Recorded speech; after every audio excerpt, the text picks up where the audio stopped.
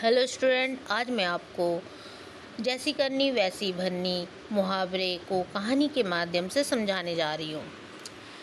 बहुत समय पहले की बात है। एक छोटे से गांव में रघु नाम का एक किसान रहता था। रघु मेहनती था, लेकिन वह हमेशा दूसरों के साथ छल कपट और धोखाधड़ी करता था। गांव में जो भी उसके पास मदद के लिए आता, वह उनका फ़ायदा उठाने से नहीं चूकता था।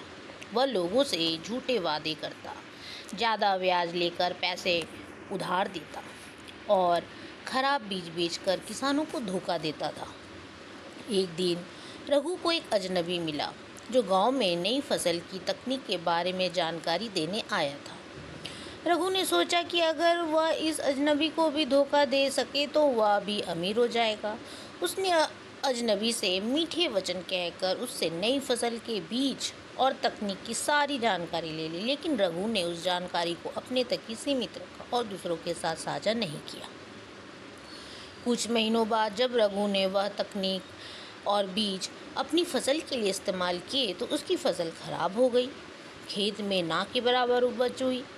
दूसरी ओर गांव के बाकी किसान, जिन्होंने आपस में मिलकर काम किया और अच्छे बीज और तकनीक का इस्तेमाल किया, उनकी फसल बहुत अच्छी हुई। रघु को समझ में आ गया कि उसने जो भी छल किया था, उसका नतीजा उसे अब भुगतना पड़ रहा है। रघु के पास अब ना तो फसल थी ना पैसा। गांव के लोगों ने भी उसकी मदद करना बंद कर दिया, लेकिन उन्हें उसकी धोखाधड़ी के बारे में पता चल चुका था। अंत में रघु को अपनी गलतियों का एहसास हुआ।